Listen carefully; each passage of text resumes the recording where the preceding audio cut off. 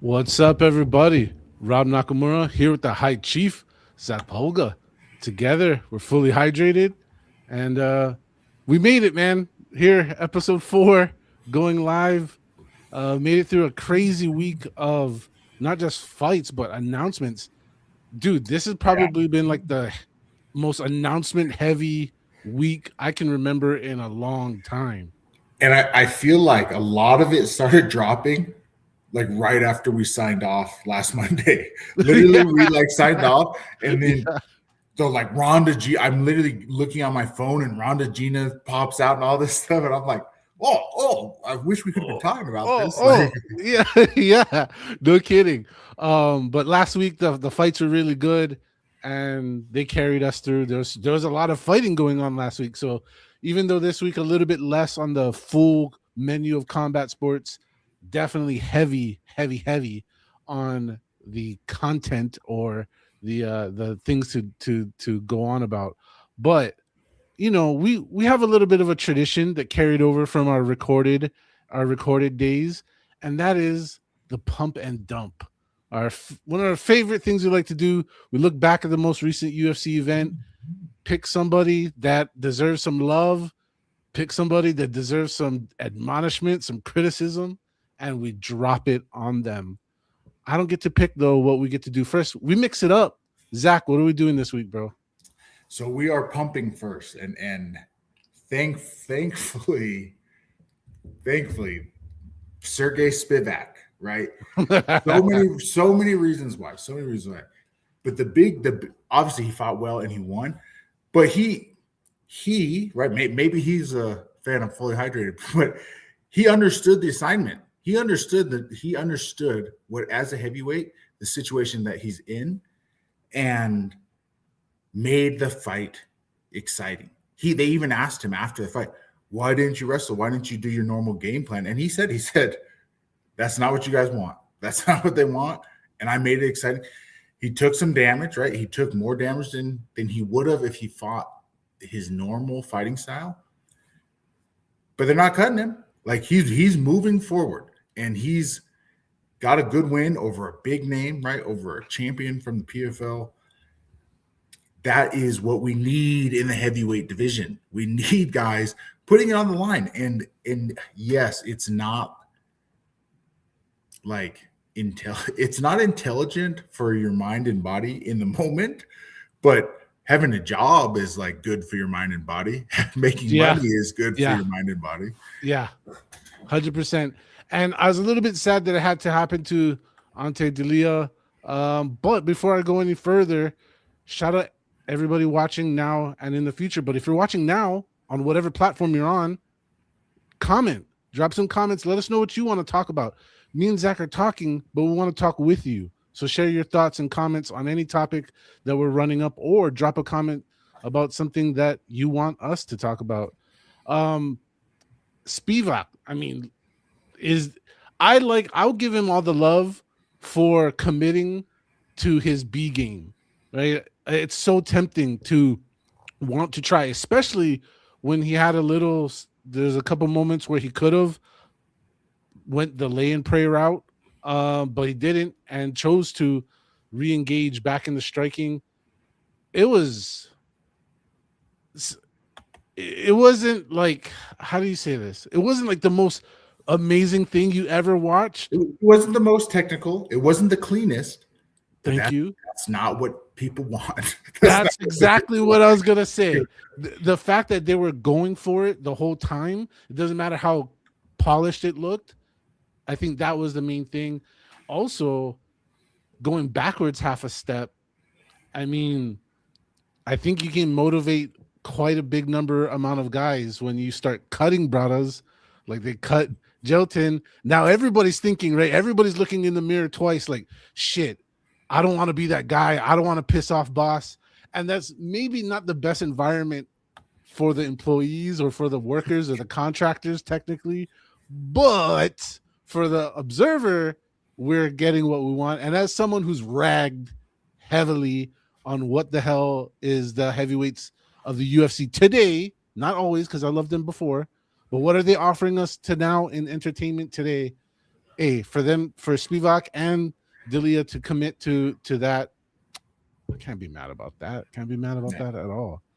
Um, I I want to pump um Jocelyn Edwards um because the card up to that point was slow, was really slow. It was no, it was good action. It was technical, had good fights, but there wasn't any finishes. And then she comes out, and God bless Miss Connolly. I don't know how you pronounce her last name, but Jesus, dude, I'm pretty sure the reason why we have refs is so you don't get your ass kicked like that. She got dumped on her head, which was pretty much the start of the finishing sequence. She only really needed to eat a couple punches at best, worst, whatever you want to say, and then to just get mauled some more, then choked out like completely unnecessarily while her shoulders separated. I don't like seeing anybody in agonizing pain. That's not what I sign up for to watch the fights. I don't watch thousands and thousands of fights to see people hurt. So seeing Ms. Connolly like that was like not what I wanted. And at the same time, I gotta give love for the epic ass whooping that was applied. Like that's how you kick ass, bruh. And I gotta give her love for that. Yeah, that was a great fight and a great finish, and it was like a good example of a bad stoppage from a referee, but from the fighter side, like you got to keep fighting. Okay, you're gonna let me punch this girl in the head with a separated shoulder 1,000 times. Oh, well, then I'll choke her. Like that was just really good. Like thought process of how she's whooping. Like the fight should have been stopped like 7 times, and it's like, Yeah. okay, it's not stopping. I guess I'm gonna do something different. Like you punches aren't gonna stop it. All right, I'll choke her. So that was really cool to see from that side of like, what do you do when it's a bad stoppage? You don't want to just punch yourself out and then then you lose. Right. And to her credit, she looked at the ref multiple times. I don't Yeah. know how many times, but she kept looking like, hey, bro, you gonna call this or what? But then, like you said, to have the presence of mind to switch to the sub to close up shop, that was top tier, excellent stuff. I don't really got much more to say about it. So I guess that means we're going to the dump. So my dump it's like, it's not a secret. I already tweeted about it. Michelle Pereira, dude. Like Really? the weirdest. If you take a low, if the ref says low blow and you take the time and you sit on your knees and you make a face, and then they go to the film and you don't get hit in the nuts, and Oh, they restart the fight and they restart the fight, that's a TKO. You said you got hit by a blow and could not continue. Like they should not start the fight. And then when you win that fight, you better not be dancing around, because you got a free second life, right? That drives me insane. That drives me insane. And you see it a lot, especially with the low blows. I hate that. I hate that. Okay. At first, I was thinking when he first said those words, I was like, bro, he went for it the whole time, like against a younger guy. Like I was thinking to myself, like, where's this going? But I kind of forgot about the acting job. Yeah. That was the very well placed inside leg kick that went nice and high, but not too high. Yeah, So I he got hit once for real. He got hit once yeah, for real, and then he got kicked not in the nuts. And he's trying to get the point. He's trying to get them to take a point. So he's doing the acting job, doing the whole thing. And they're like, "Oh, we watched the tape. You didn't get hit in the nuts. Get back in there." Oh, and he pops up and starts fighting. That fight is over, man. That fight is over. It should be a TKO. I'm with you, folks. Drop your comments. Let us know what's up with that. You liking the working the ref, trying to get that point, or you think that's shady, or what else might you think is a pump and dump worthy category? Okay, I meet you there. That's a good one. This one I'm maybe going for the low hanging fruit on my end on this dump, but Fluffy. What was that, bro? Like, what was that? I don't understand that. And that, I mean your game plan. What was that? It was. I know you're so much. I guess I'm frustrated because I know you're better than that, but you did not do anything that you're known for. It didn't. You didn't seem in the game from the jump of the game. Like sometimes you just get outperformed. I don't think Strickland was on such a high level that you were just smoked. Like it wasn't like, oh, there's levels to this game and you're not that. It was just like you didn't bring your stuff. You just let the guy set up shop, and I don't know. I never saw a serious attempt at taking it down or working it to the ground in at least multiple facets. I think it was you tried like one time honestly, and then the rest of the time you want to go, you want to play sniper games with the guy with the electric jab. That is a bad choice. Like everybody and their mama knows Strickland can jab, so you want to stand there and you want to try to be first to hot potato every time. Good luck. That's why you lost, in my opinion. Now I'm going to give Strickland the credit, all the credit due for showing up a year after having to serve his suspension, which is unique because we rarely get suspensions that aren't PED related or drugs or some shit. Or he didn't break any real rules. He just Sean Strickland inside of a cage when it wasn't his turn. But that's a whole nother thing. The thing is, I just gotta focus back on Fluffy. Like, bro, this was, in all honesty, the next man up for the title. This was it. I mean, it's not official. They didn't say those official words, but it basically was. And that is what you came with, Mr. Fluffy, Mr. Hernandez. Come on, bro. That's all I got. So listen, every time we make picks, I tell you guys, don't listen to me. Don't bet money off of my picks. But obviously, I picked. There's a few times, and those times are super specific when it's someone that I've trained with, right? When it's I had the what's his name? We don't have the editing to cut it out for me to go back and remember it. But when I've trained, like I know how. I'm not speculating. I'm not trying to like look and read and go, I think this is how it go.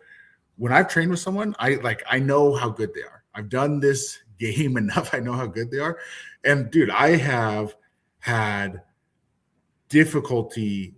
I personally have trouble taking Sean down and holding him down, right? I'm a heavyweight and I like to think I'm okay at grappling. I knew I was like, Fluffy is going to feel it. He's going to feel the difficulty. And this is how it goes. People are saying that he didn't even try. It's hard to get him. It's hard to back him up. You're getting jabbed in the face every single time. And then, the one time that he got connected early and he felt, oh, the juice isn't worth the squeeze to take Sean down. Like, you got to have lightning in your hands, or you got to be crazy like DDP, crazy strong to be able to hold him on the ground. I knew you can't be too hard on Fluffy. You can't be too hard on him because I knew his game plan of taking people down and smothering them and choking them, it wasn't going to happen against Sean. You did call that. You did actually give credit. Shout out to Azur, our biggest super fan. She remembers you picking him. So good one on that. And to earlier about the Pereira thing, she commented a little shady. And to everybody else, drop your comments. Shout out to Brianna. Said Fluffy didn't win. Totally wasn't betting on him because you're smart. It's a good choice. Yeah, that's all I can say. You felt, you personally know Sean Strickland's game. You made that call. That was a great call. I don't know. I'm just watching from the bleachers saying what the hell was that? And it's much easier to criticize from the couch than inside the cage.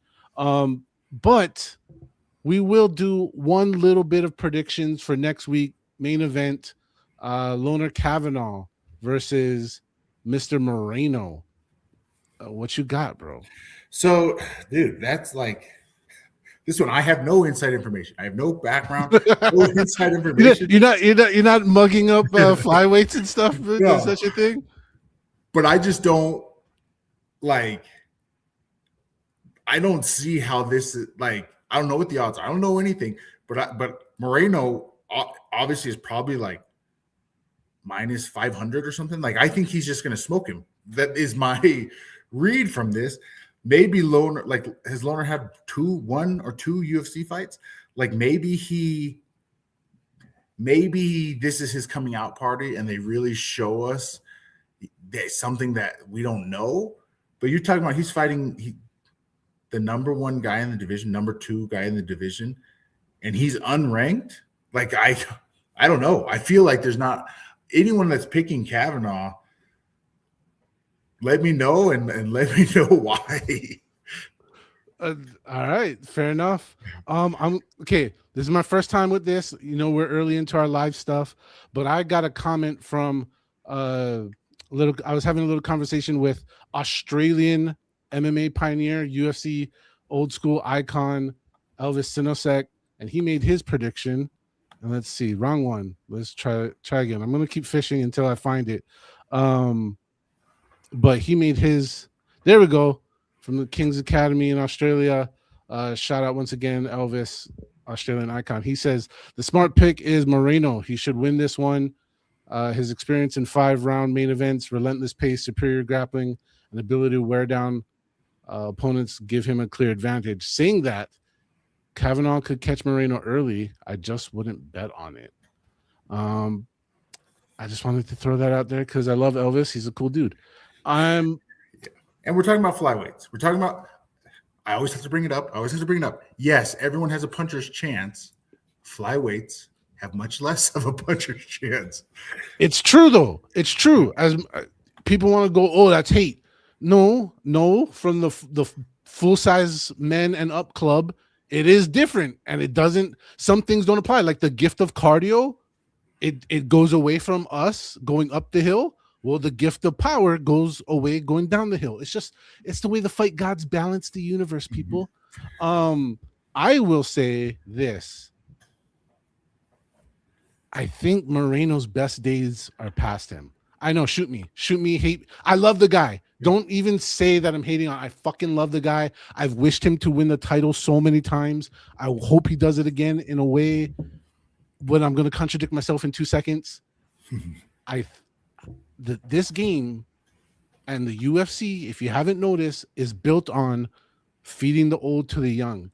And in the flyweight category, in that lower weight class, Moreno is old. He's not old in life. He's not even old on a general scale of fighting. They age faster. That's a great point too. A 32-year-old flyweight is at the end of his rope, right? A 32-year-old heavyweight hasn't even started, isn't even in his prime yet. So that is absolutely correct. There we go. Comment: Kavanaugh has holes. We got a Moreno supporter. And this is why we watch, folks. We watch because we don't know what's going to happen. I don't know what's going to happen, but I'm supporting Kavanaugh this time around. I don't think the short notice thing is going to be a bother because it wasn't the traditional short notice of a week or whatever. He's had plenty of time and he's young. So there we go. All that stuff. Now, circling back to something that was inside of what we talked about, because we have so much to talk about, Mr. Pauga. We have so much. Yeah. But I'm going to try to go through this in a chronological-esque kind of way. Probably will mess it up, but who cares? I'm going to start with something. Everything is bigger in Texas, even mistakes by the MMA Commission. Yeah, I wrote that. And yeah, tough shit, Texas. You guys got to deal with it. Bro, it is 2026. You guys already know, day one fan of MMA. I've seen it go through all, and I say all, every single generational problem, every single excuse, every single bit of it's not known. This kind of we're gonna place ignorance as the excuse for this reason, the ignorance for this reason, the ignorance for this. Bruh, it is 2026. There is no reason for the commission to be this inept. Texas years ago barely held fights. Texas now holds like the fourth amount of fights. I think they're the fourth highest state. There's Nevada, Florida, California, New York. Well, I guess 5. Rob doesn't know how to count. You're top 5, bruh. You're top 5. Know your shit. There's no reason why you're a top 5 commission in the great United States and you perform like that. And when I say like that, I mean unnecessary split decisions, refs letting fighters get killed on 2 occasions and severely injured in one of them. I don't know. I'm gonna pass the ball to you because I'm pissed. So the worst one was Ige. All of that you said is true. The worst was Ige. Dude gets dropped. He got cracked. He got dropped. He hears the clacker. We're talking about a vet. A guy who's never been finished, a vet, and he just covers up, waiting for the clacker, and the ref calls it off, says you're knocked out. That was a bad stoppage. And I just fought in Texas, January 30th. I fought in Texas, and like everything was smooth for me, or kind of smooth for me. But you're right. They have weird like bylaws and rules that just don't make any sense of why. Like Dirty Boxing let all of us know like crazy early. As soon as you signed the card, they said, hey, listen, it doesn't matter what's legal where you're from. You cannot have weed in your system in Texas, or you're gonna lose your fight. Like, they're not tested for PEDs. They're tested for marijuana. Like, what do we do? What are we doing? And then you always do the pre-fight medicals. I broke my hand like 6 years ago, and I've had 20 pro fights since then, right? But it's big. You can see one hand is bigger than the other. The doctor, the pre-fight doctor's like, do you have a note from a doctor saying that you can fight? And I was like, no. Why would I? Yeah. They're like, you can't, dude. You can't. They're like, oh, we can't clear you unless you have a note from a doctor. And I'm like, I luckily just did my physical, right? I just did my physical because the fight in January, just did it for the whole year. And I said, I have a physical that says I can fight. And like, they're like, okay, well, we will go with that. But it's some places just like to be tough. They like to be the tough guy state to fight in. And it's a pain in the ass, man. For the fighters, it's a pain in the ass. Yeah, that is unreal, dude. Normally we could talk about some of the crazy drama that happens with you on the side. We don't put it in public. That is fucking awesome. I'm glad you shared it, but it's awesome in the worst way. It only highlights how inept they are at running this gig, which they should be much better at. I'm over the whole like, oh, it's Texas, bro, or whatever. Texas, I love you. I literally go there and I love you guys. Some of my career was there, but you don't gotta Texas everything. Texas is sometimes like Japan, where they just gotta make it all Texasy. They gotta make it all special just to them for no good reason. Just go with what the standard is. You don't gotta mix stuff up. Just go with what's known. Bro. Well, and dude, the weed thing, I don't smoke weed. It's not a big deal for me. I'll main event every card in Texas if they want me to. But you guys are losing. You guys are losing legit athletes. Legit. John Jones is never fighting in Texas, right? You guys are losing legit main events because you won't. I'm not even talking about other street drugs. We're talking about drugs that are legal where people live and they can't fight in Texas because you're going to get a suspension, and other commissions abide. If Texas suspends you, Nevada is going to abide by Texas's suspension. Yes, and let's go further into that just a step, and I'm glad you brought that up. What are the major training places in America right now? Let's list them out. Obviously, Texas is a grappling hub. California, well-known. Nevada, well-known. Colorado, well-known. Florida, well-known. All of those places generate most of the fighters. Most of the fighters you see today come out of those places that I just mentioned. Guess what's legal in all of those places? Yeah. Weed. Exactly. So great point, dude. I want to bring this point up here. Adam Martin, shout out to Adam. Very awesome dude. Very solid journalist. Guys, go check his stuff out if you ever want real knowledge. He points this part out, which I didn't know about Texas Commission, which needs to be talked about. Jeff Rexroad, who just scored that 29-28 roll, which is part of the split decisions I was talking about that made no sense. Just ref the last fight. I don't like how the officials do judging and reffing the same night in Texas. I will agree. I think that's terrible.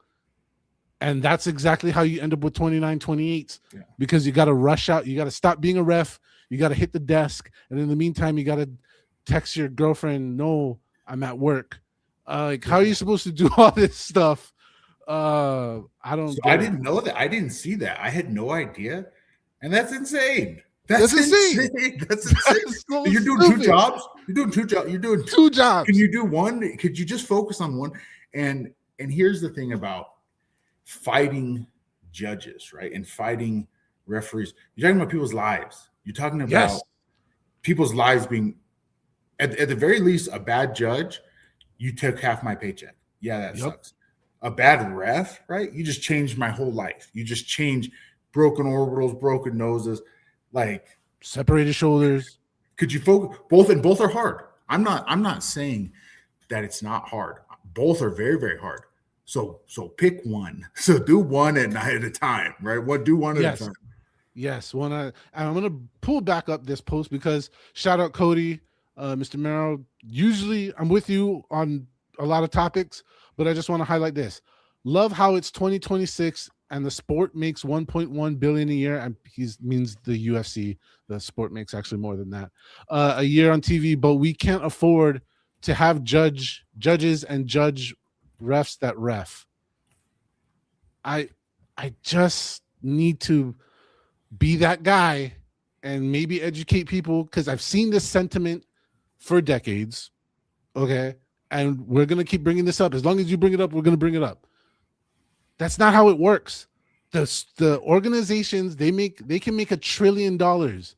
0 of that $1 trillion they make from the TV is going to the commission. They don't buy the refs. They don't pay for the refs. They don't train the refs, the judges, none of it. That is directly a state job. That is the government of the great nation of Texas. That is on them. That's their shit. Well, and I will say, and bring this up over from the Instagram questions as well. Brad is B3 Win 28 asking how many fighters that lose on the scorecards, how many fighters get robbed on the scorecards? It happens. It happens sometimes. It doesn't happen. It's minuscule, but it does happen, and it's life-changing. But to Rob's point, you have to pay for there's tiers in reffing. When you're talking about reffing, I can't speak for the judging, but for the refs, you have to pay for the tier that you want, right? If you want Dan Mergliotta at your event, you got to pay for the top tier. The UFC only ever pays for the top tier. So the Texas refs that they had were as good as Texas can provide. And that's apparently a guy that's doing 2 jobs on the night. Yeah, and that's the unfortunate part of the story. I'm glad you pointed out there is tiers, but guess what? They're not the only fight organization in town. Well, technically they were that night in Texas, but that's not the point. All across the nation, how many refs can you think of right now that you actually love? You just thought of 4 people maximum. The rest of them, you're like, I kind of like them. But actual refs you love, well, guess what? Now spread that across the entire sport, against the entire nation, and now even go bigger. One championship, when they have a big fight, guess who they call? They call Herb Dean. That means Herb Dean ain't available in America, buddy. So when the UFC made a rule, I don't remember how long ago it was since this podcast has been running, because we talked about it. But the UFC instituted a rule that they won't, if Herb refs in Thailand, if Herb refs in Thailand on Friday, he can't ref the UFC on Saturday. Yep. That's the UFC's rule. They don't want guys jet lagged, sleepy, overworked in the cage trying to take care of people's lives. It tremendously impacted 3 of the top tier refs. The 3 refs that rule really hurt or affected, I don't know if it hurt them, was Herb, Herzog, and Goddard. Goddard be working over there in Europe. Herzog is all over the earth, and Herb sometimes goes to Asia. That whole thing right there. Well, I think We've said our piece, ragged on Texas enough. Texas, I love you. Do better. You're number 5. You're number 5. You're top 5, bro. Get it together. That's all I can say about that. That's all I'm going to keep going on. But there's some other stuff. There's some other things that deserve, because it comes from the commission. See, I'm trying to stay on topic here. This thing is penalties, some drama, drugs, drama, and excuses. Some of our favorite things in life, maybe. What I'm going into, I'm going to bring up, if I'm sure you've seen it, some of the rest of you guys seen it, I'm going to share with you guys. Famously, for betting on himself previously, no longer in the UFC, Justin James is unfortunately on suspension again. Former UFC fighter Justin James has been suspended 18 months by Nevada State Athletic Commission for a positive test for cocaine metabolites. It's his 3rd drug violation. The commission says if he ever has a 4th violation, he'll receive a lifetime ban in Nevada. Wah, wah, wah. Bro, first, you're famous for betting on yourself and losing. Sucks to be that guy, but no one's gonna forget. I don't. Cocaine in your system. Probably not a good idea to be doing cocaine in your life, period. But I'm not here to judge you, bro. Also, that one of those violations, since we're talking about the weed thing, it all kind of connects here. One of those previous violations was for weed. But it's no longer a thing you can get violation for in Nevada. You can't get a suspension for it in Nevada, which I guess is my talking point here.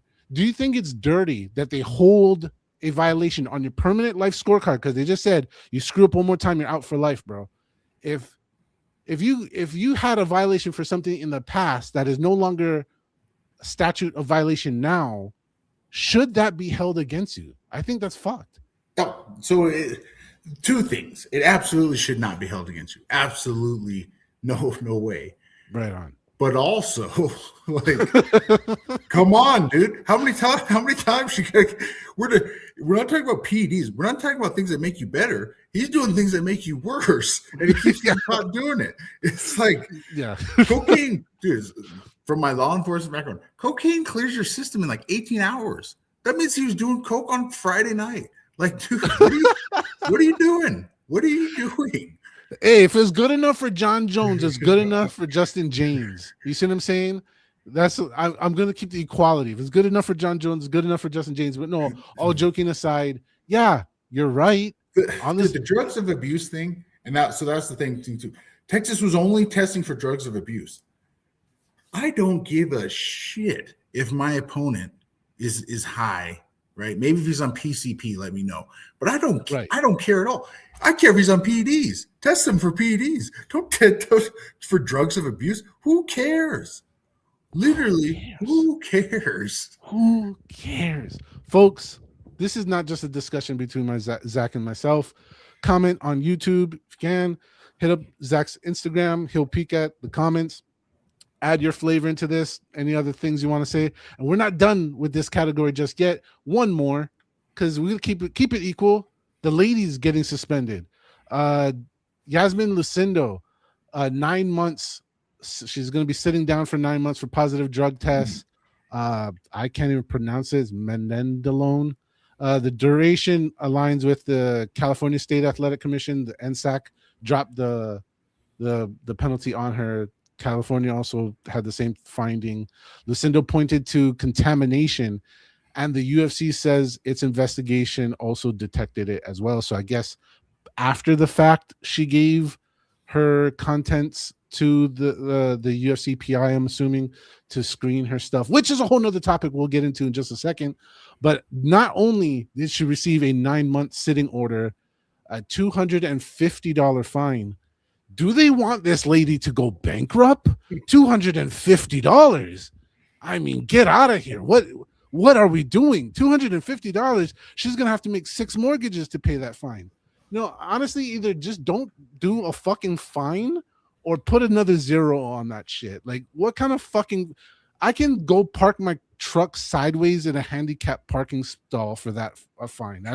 That is dumb. Like, dumb part of this, and I just wanted to bring that up just because it's fun. Well, dude, so that is the two.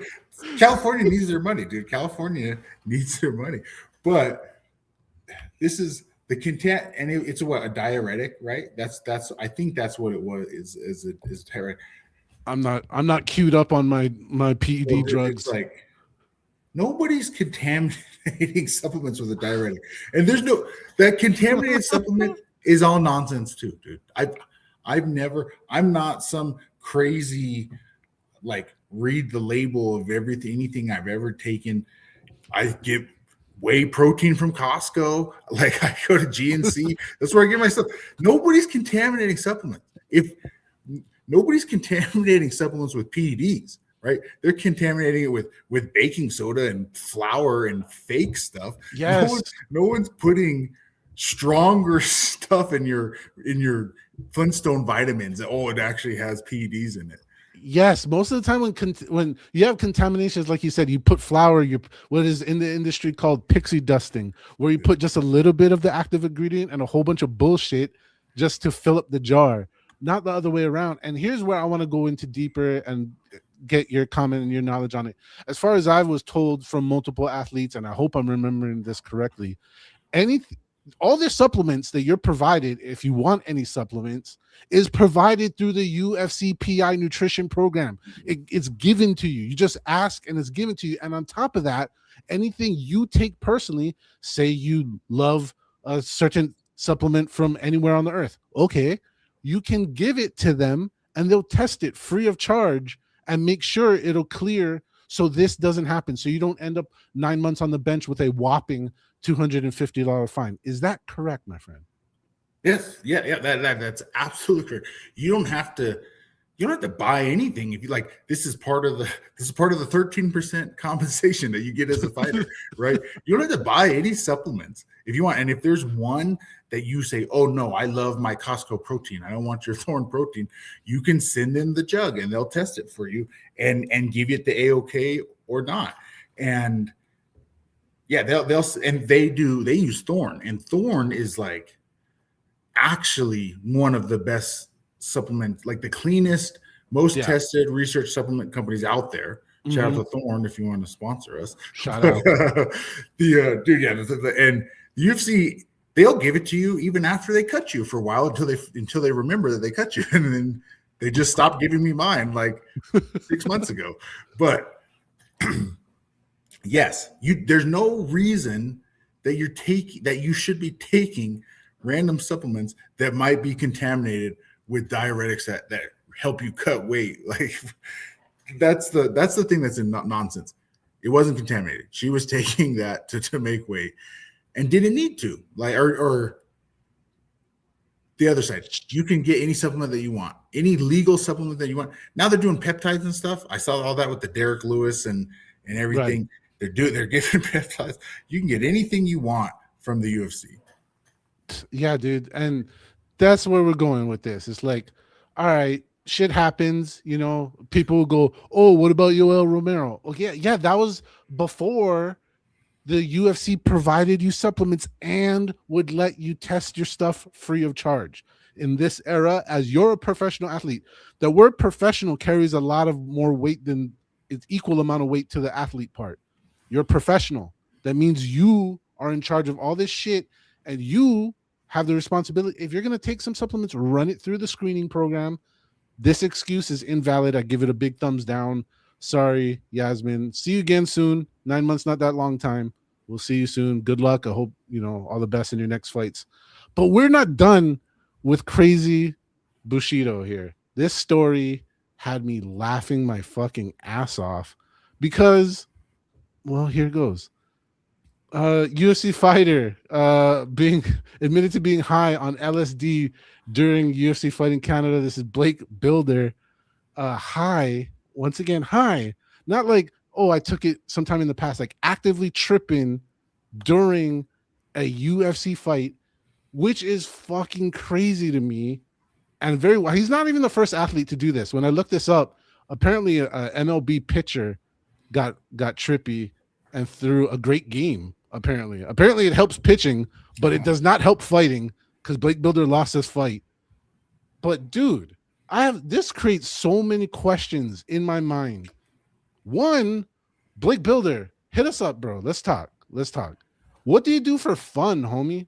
Like for real, what do you do for fun? Because if you're over here getting trippy to scrap, I want to know what your off season is like. You're a fun dude. I'll tell you that much. All love. But on that other side, I just made a joke about it. I put it out there on X. Like, that can't be any fun at all. I've never done LSD. I can tell you from smoking weed that smoking weed when you're chilling versus smoking weed trying to even spar ain't fun to me personally. The fun does not cross over. There's a 0% fun factor for me. I couldn't imagine on a hallucinogenic of that strength. So back to what you just made that joke. Hey, unless you're on PCP or something, let me know.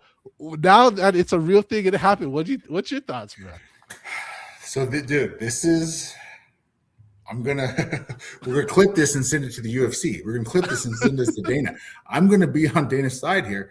This is why fighters are never gonna get paid what we're worth. This is why stuff like this is why the UFC keeps 85% of the profits, because you got morons in the moment of their life. He lost too, right? That didn't help him win. Like, no. You have morons with the opportunity of a lifetime, the opportunity to change their life, make everything better. Oh, let me do see. I saw his interview. He said he was just trying to do a little bit. I'm just trying to do a little bit. Oh no, it was too much. Dude, like, what are we doing here? How old are you? Oh, I did too much LSD. You know what's too much? Any LSD is too much to do before a fight. You know what? I'm not even going to be that. I'm going to be the other uncle. Zach was giving you some advice. I'll give you the other one. Bruh, experimenting with drugs, that's your life. Do your thing. Amen. Do your stuff. Timing is everything in life. Experimenting with your LSD load right before your UFC fight ain't the time, my brother. That's not the time to be trying to figure it out. Shout out to Azur for keeping it real on this one. LSD would not make a fight better. I've taken a lot. Well, shout out to you and your honesty. Thank you for contributing on this topic. Folks, drop your comments in Zach's Instagram or here on YouTube. We want to hear what you guys thinking on all of these topics and any topics you guys want us to talk about. This was just a quick fun one. We got more stuff to go on to. Some more important, I guess, more credible discussion areas. And one of them, let's get into something kind of heavy. All right. The discussion of the fighters union. This gets brought up every time big money stories, and we'll get into some of the big money stories in just a little bit. But every time big money gets mentioned into the UFC, they get compared to something else gets in the mix. And then immediately people start ragging on why the fighters aren't getting paid as good as other sports or as good as this and that. And then the answer, which was an answer I used for a long time before I was in the backside of MMA media, before I was in the industry, before I got to see how promotions work. I, as a regular fan, will go, make a union. What the fuck? But now knowing what I know and how it even works, a union is not a great idea. A lot of people think it's a great idea. Maybe it is a great idea, or maybe it's pure delusion. And where I stand now today, I went from great idea to delusion. And Mr. Pauga, what about you? So unions in general, I support. Unions are good for workers. They are pro workers. That's good. But I made this comment on X as well. Like every single one of these dudes on Twitter that's make a union works in a field that already had a union when they joined it, right? Do you just to throw it out there, just so people can understand and feel about me however you want to feel. For us to make a fighters union, right? A successful fighters union, so we would have to make it. We'd all have to join the same union, And 80 to 90% of active fighters would just have to agree to basically give up their careers, like more or less, right? Give up years and years and years of not fighting, not making money, not doing anything for the good of all the generations to come, right? Really good, really good. Like, very noble thing to do. Right. I'm not doing it. I ain't doing that. I got kids to feed. I'm not There we doing that. go. There we go. And I went through, like I put in my X post, I went, we didn't make the union, but I went through the renegotiating the collective bargaining agreement in the NFL. That was my rookie year. My rookie year was being locked out of our practice facility, being locked out. The owners wouldn't let us in. They said, you guys are asking for too much. You can't come and practice. So as a rookie, my coaches didn't know who I was, didn't know if I was good, didn't know anything. We just started week 1, and they go, all right, we can go with this guy who we know he was good in college, or we can just sign literally any NFL fullback and know that he can play in the NFL. And that's what they did. And so I lost my career to renegotiating the CBA in the NFL. And let me tell you a secret. No one else playing in the NFL today appreciates that I went through that. So I'm not doing it again for MMA. There you go. That is some solid experience that you actually went through on probably the biggest example people lean to. They often lead to the NFL collective bargaining agreement or the NBA one. Some people bring up MLB, but hardly. But those are the two that they do. And I'm really glad that you had that. Well, I'm not glad that you had that experience, but I'm glad you have that experience to share. Yeah, to share now. My whole thing is on the structure and how people like, talk about it. I'm like, bruh, okay, first off, you got to understand worker classification. Unions work for employees. Right. UFC fighters are not employees. People, tell your neighbor, tell your friends, tell the next people you watch fights with. UFC fighters are independent contractors. This is the most significant hurdle on why it will never happen, and it's probably never going to happen. Because of this, they would have to galvanize the same forces just to launch a multi-year court battle to be reclassified as an employee. And do you know what the repercussions of that is? You guys know Dana. You know how he holds a grudge. You know when one person goes against him, what he tries to do to them, he tries to silence them, blacklist them, all the rest of it. Could you imagine? And let's add the X factor, the thing really favoring the promotions. The average career length of a UFC fighter is 4 or less fights. That is the average. The median fighter, and I have the notes here, the median fighter's career is 8 fights. 8 is the median. And that's not even the average. That is the collective when you do the math the other way. Go look up the difference between average and median. I don't have time to figure it out, to explain it to you right now. The amount of fighters that have 20 fights, which would be the number you would need to sustain a career long enough to win that reclassification battle as employee, is less than 5% of the current active roster has 20 fights. Right now, today, less than 5% of the roster is fighters with 20 plus fights. So do you understand what I'm saying to you? Is the people who would launch the initiative would no longer be in the UFC when it came time to do the final battle in court. It would never work. And the repercussions. Do you know, and Zach can speak heavily to this, the amount of guys that will replace you, guys and girls, I'm not leaving the ladies out, the amount of guys and girls that will replace you today, right now, because I speak to them all the time. They will replace your ass for 12 and 12. Say less. Say try me. I don't care what you're making in the UFC right now. They will replace you. They will gladly take the 12 and 12 contract because it's been their dream. It's what they've been sweating and dying for in the gym for the past 8 years. Am I anywhere? Am I telling any lies, Mr. Pauga? No. You got guys doing power slap for $500. Those same guys, those same power slap athletes will go fight. Will fight in a cage too.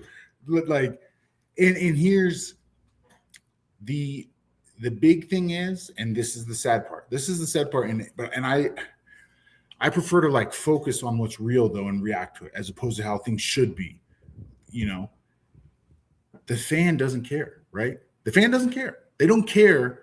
When they let Mighty Mouse go, nobody cared, right? Nope. Probably the greatest martial artist to ever be in the cage. Nobody cared. Nobody cared. Nobody. They just want the violence. And that's, like I said, I'm not holding against the fence. That's what you want. That's what I'm going to give you. And we're going to figure it out from going forward. But you're only going to hurt your own feelings as a fighter if you think the other way, right? Or you try and you be that dude that goes and gets on Dana's bad side to try and make the union that you just broke it down so well. Okay, first thing we got to do is get reclassified as employees. Well, that's going to take 5 years, and none of us are going to be employees by the time we get reclassified. There it is. And I hope you go tell your friends this, because this is important information that people need to stop ragging on the fighters for not doing and start understanding how the structure of the game is and how it's pretty much impossible. And if I'm going to make a joke about it, you want to worry about the fighters getting unions. Why didn't Amazon workers in a union? Why aren't Uber drivers in a union? Those are the real people. Those are the millions and millions of people getting screwed by corporations on the reg. And they're not. But I'm going to get off my soapbox now. I'm going to calm down. I'll go to something a little bit more fun. And, wrong one. Rousey versus Carano. Or is it MVP versus UFC? And this is huge. I'm gonna bring this up real quick. Share the post from Ronda. Oh no, wrong one. This one from Ronda Rousey. So, she's been waiting a long time to announce this fight. I'm paraphrasing here. Her and Gina gonna get down. One of the biggest fights in women's sports history, which I think is a fair statement. I know she's selling the fight, but this right here, big news. It kind of blew up the internet. Still kind of going. I see some people bitching and crying about it, which is weird to me. Young guys saying this is like MMA Unk Fantasy Fest. Maybe it is. I don't know. But I think this is great. I also think it's kind of telling that the UFC can't make the biggest women's fight today right now as it stands on planet Earth, because God bless Kayla Harrison. Hope you get better soon, ASAP. But until she's better, Nunes Harrison is off, and the UFC doesn't have the biggest gun in the women's category. And the fact that these two ladies can come out and do it, but that's just the tip of the spear. The real spear is MVP, the formerly known as a boxing promotion headed by Jake Paul and Nakisa Buzz something. I can't say his name correctly, but I don't want to disrespect it. They're in the game. They're in the game. And that means we have a new challenger. Put up the old late 1990s fighting graphics, like challenger accepted, like new guy on the block. This is great. This is exactly what MMA needs. This is exactly what the UFC doesn't want. Another high bidder for services. People always go on about, boxing gets paid so much because there's multiple promotions high bidding the highest guys. The guys that make money, they get bid on. Go look up what a purse bid is if you don't believe me, okay? And that's how it works. In MMA, everybody's contracted through the UFC, so there's none of that going on. The more big leagues there are in the mix, the more guys willing to pay X amount of money for a fight. Now we got business. Now we got fighters getting paid. Like Gina and Rousey are definitely getting paid, and whoever else is on the card is too. So I did a lot of talking, my brother. Run it. So I really wish that you didn't like this card. Because I wish you didn't, because that would make our show a lot better. Because I'm just going to agree with everything you just said, dude. I love this. I love this. I'm so excited about it. And dude, you're right about everything. It's not just Ronda versus Gina, which I think is awesome. I'm like so excited for it. But it's Netflix MMA, right? If someone is going to compete with if someone is going to compete with the UFC, right? It's not going to be the GFL, right? It's not going to be the we know now that it's not going to be the PFL. Yes. This, okay, this is something like let's see who else they put on this card. It's on Netflix. Every single person is going to be able to watch this without paying any more money than they're already paying. They can tune in to watch this card. It's going to do bananas numbers just like Jake Paul versus Mike Tyson, right? Also an MVP production. They're just going to, if you have ever heard of Gina Carano, right? You don't even know she's a fighter. You know that she was in The Mandalorian. You're going to tune in and watch this. I know you've heard of Ronda Rousey. And you're going to tune in and watch this. Like, and if they can get a little bit of a foothold, or this does well, right? And Netflix says, we want to do an MMA card 3 a year, right? We want to do 3 a year. And they go back to the original UFC model. And they have 3 massive, crazy MMA cards a year on Netflix. That's huge. That's huge. And it's the only thing right now, as far as I can tell, it's the only type of competition the UFC is actually going to get, right? Because nobody's putting on a better product, right? And nobody's putting out better fighters. But the MVP has the money. They obviously came out and paid, and Ronda's done a lot. Ronda's done a lot of press for this fight, interestingly enough.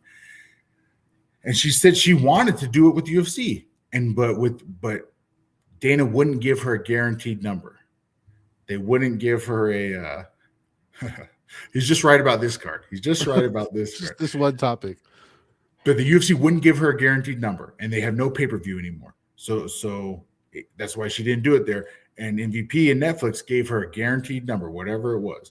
And dude, I'm old. I love Gina Carano. As a fighter and an actress, I love Gina Carano. I'm not a fighter, and I love Gina Carano. I love Gina Carano since there was the beginning of Gina Carano. That's what I'm saying. I love her from her fighting days. I love her from her fighting days. Yeah. That's what I mean. And I love her as an actor. I love all of it. I still love Gina Carano. Gina Carano, I love you. How about that? I'm just going to say that. But I also like how in the modern fans who, you can't blame time, you're only as old as you are. I like how there could be this small group of fans that think of this. It's WWE versus Star Wars. Like there's actually a fan base that is putting that together. Like that's what's actually happening. I don't care what. This is good for women's fighting. Once again, I forget what they said. 18. I don't even know how many years it's been. 21 years since that last fight. No, it can't be that long. Maybe it's 18 years. I don't know. It's been a long fucking time since she and Cyborg headlined the first women's pay-per-view, headlining as women. That was a groundbreaking moment for the sport. Opened the doors for all the ladies. There wouldn't be an Amanda Nunes without Cyborg Carano 1. All right. And it never happened to a part 2, but I just bring that up.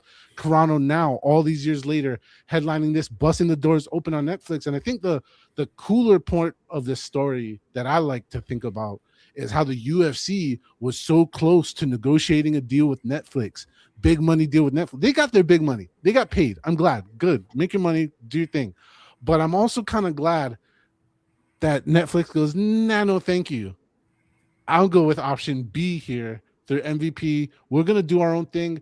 Couple of people mentioned this comparison. If you're old enough to remember Affliction, I hope to God this does not end up like that. There's way bigger money, way bigger viewership, way bigger numbers to be done here. But this is like history repeating itself in a rhyming kind of way.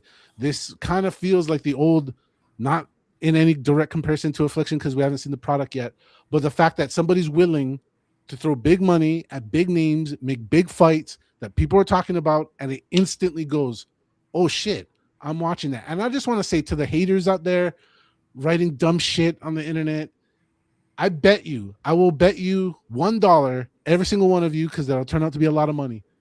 Bet you $1 against all of you guys that you're going to watch this shit. As much as you're talking fucking shit, you're going to watch Rousey Carano. I guarantee it. I think these numbers are going to be huge, huge, Oh yeah, they're like going to be huge. Trump hands huge. And like I said with bringing up the GFL and all that stuff, I've heard nothing but good things from everyone who's boxed for MVP. Right? Yup, Everyone who boxed for them loves them, yup. gets paid. Like the card is getting paid. I'm curious to see who else is on the card, but this is the best thing that could happen to MMA, and it's the best thing to happen for UFC fighters, right? If Yes. you're a UFC fighter, you want the UFC to have some competition because that's the only reason they're going to pay you more money. Huge. Yes. Huge. I think you went huge there, but still, the point is, good things are happening in this space. Major players coming in, and we're still not done with major news. There's still more major news. This one dropped today. I have all kinds of mixed feelings about it, but also happening on Netflix. So watch the fuck out, everybody. Netflix is coming hard with the heat. Mayweather Pacquiao 2 announced today. It was announced a little bit ago that Mayweather was coming back to pro. We were wondering, speculating what it would be. Of course, it would have to be Manny. There would be nobody else in his age bracket that would make the sense to even put on this fight. Happening at the Sphere. Dude, humongous at the Sphere. Look, it says it right there on the promo. Sphere, Las Vegas. Huge place, huge fighters, huge names, big deal, big platform. This is late. If I'm gonna throw criticism, it's late as shit, but it's not gonna do well. That's all I'm gonna say. And I bet, once again, these two guys are gonna make more money on this fight than all the haters' paychecks combined. All of it. It's gonna be crazy. What isn't Floyd boxing Tyson before this? Yes, but that's an exhibition. Right. Yeah. This is a real match. Yeah. But so I'm so excited. I'm so excited for this. I rate Floyd so highly as a fighter, as a boxer, right? I'm not gonna say that I like him as a person or that he's the most entertaining fighter to watch. But as far as skill and technique goes, and this is what we're talking about people not caring when Mighty Mouse left.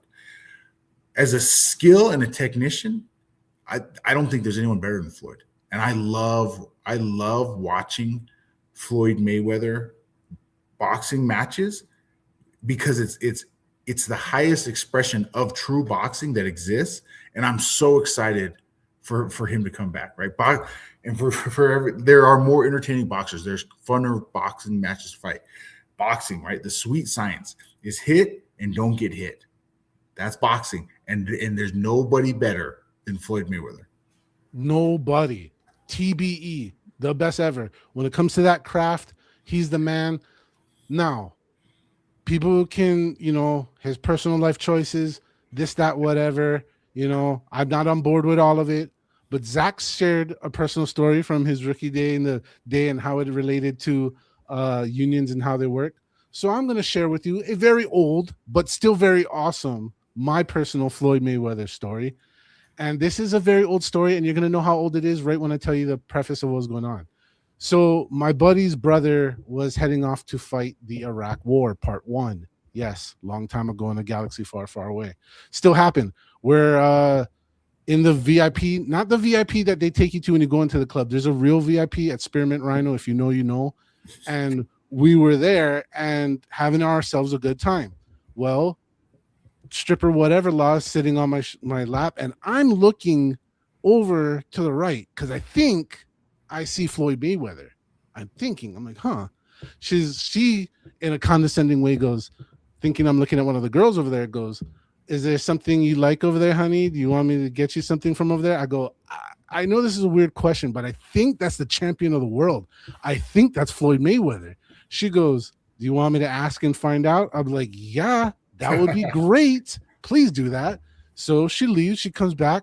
She goes, yeah. They also said, you can introduce yourself. So I'm like, fuck yeah, I'm going to do that. Go over to Floyd. As I approach Floyd, I'm a few steps away, his whole entourage stands up. Now, I'm not a big guy or a small guy. I'm 6 foot, regular sized dude, but I am now surrounded by dudes. And just, I guess, security protocol or something, because, it's Floyd. Now, we're in a very dimly lit VIP. His canary yellow diamond watch is generating its own light source. He has a canary yellow band bracelet on the other side, sticks his hand out, shakes his hand. I go, hey, champ, not here to bother you. Just, wanted to tell you, appreciate you. I was actually at your fight with Zab Judah, da-da-da-da-da. Big fan. Thank you. Whatever, blah. He goes, what you here for? I was like, my buddy over there is going to war. He goes, I appreciate that. You know what I'm going to do for you? I was like, do for me? He goes, yeah. Every girl you get for your, because in that VIP, you have your own private table. They do private dances. The point is, he goes, for every girl you get, I'm going to match you. So you guys get girl on girl all night. Have fun. I go, word. Thank you, champ. Appreciate it. We had the time of our lives. I spend all my money. We spend all our money. Man of the people. So yes, say what you want. And this is, folks, before you get twisted, this is way before he owned Girl Collection, before he owned his own club. This is once again at the Spearmint Rhino before it was remodeled. So there you go. Old story. Floyd, man of the people. I'll never forget that shit. And I'm so glad he's back fighting for real. And listen, and okay, so we clearly both like Floyd. Manny's no joke, dude. Manny's no joke. Manny just went to draw with the world champion. He just had to draw with the world champion. Like, yes, this is a serious fight. This is very serious. This is awesome. This is weird but awesome. Also, somebody said this is crazy because this is a legitimate fight between grandpas. And when I thought about that, I was like, damn, these are the most dangerous grandpas on the earth, and we're gonna get to see it. This is a fucking great time to be alive. So and listen, so this fight and Ronda Gina, like, I know a lot of people are upset or don't think it's real, whatever. Like, this is what I want. This is what I want. I want people that I watched when I was a kid fighting again right now. Like, that's what this is what I want to see. Yeah, have Chuck Liddell fight Randy Couture again right now. Like, that's what I want. That's what I want. I'll sell it to. I'm pitching it to Netflix right now. Yeah, dude. I love. We're closing on a rant, but Zach has the best idea, folks. Drop in the comments if you think Zach's idea is great. We can crowdfund this shit, make it happen. Zach said, "Hey, since we're getting all the OGs to come out, why don't we have Jordan versus Larry Bird in a game of horse?" Who doesn't want to see that? I think that's a great idea, dude. I'll give my money to that. I want to see that happen so bad. My man, it's about time we go our separate ways. But before we do, is there anything else in the fight world or anything else you said or might have missed or anything you want to share before we do it? So I want to say one thing. We had a lot to talk about. We had so much to get through. One tiny thing that I just wanted to point out about Sean Strickland after his win, right? They cut his mic. They cut his mic in the post-fight press conference. Like, we don't even have time to get into all of it. But this is just life on Paramount, right? It's like people are so happy not paying for pay-per-views anymore, but turns out you can't be calling out pedophiles on Paramount or they're going to cut your mic. Like, there's so much to happen in the fight world, but this was also another little weird thing that happened that we're going to have to start seeing now in the UFC. Probably no one pushes it as much as Strickland, but like, there's going to be a little bit more censorship happening. They say there's freedom of speech until somebody's paying for it. Yeah. And so I'm just going to leave it at that. Folks, thank you guys for joining us. We'll be here Monday, 7 p.m. live next Monday, and the Monday after that, God willing. So please join us. Hit us up on our socials. Our tags are right there. Shoot us some messages of things you want to talk about, things you want to know. We want to bring that to the table. Want to share that with you. It's been a good time. We'll see you next time. But in the meantime, stay fully hydrated. All right. Have a good one, everybody.